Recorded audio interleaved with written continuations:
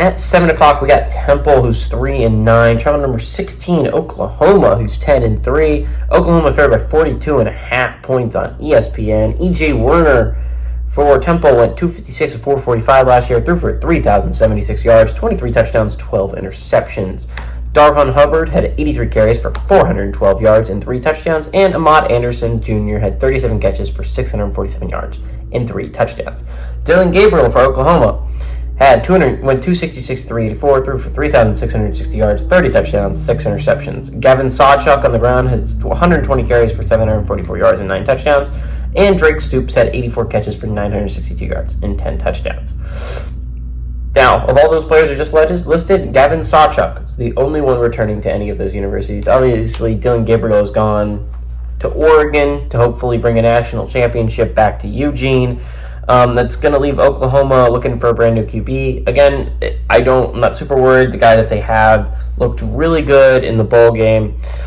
So I'm going to be interested to see how he does this year. Again, this is a really tough year for the SEC, so I think it's going to be really competitive this year, and I don't see Oklahoma super competing for an SEC title off the bat. Like, I think it's counterpoint Texas,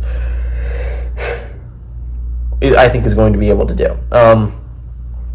Oklahoma and Temple actually have played each other twice before. They're 1-1 all time. Weirdly enough, last game did go to Temple in 1942, baby.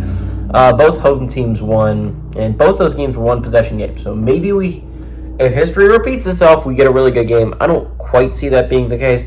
I'm going to be really interested to follow how Oklahoma's going to do this year. First year in the SEC, Brent Venables has done a good job building that program. Again, they went 10-2 last year before the bowl game where they lost to Arizona.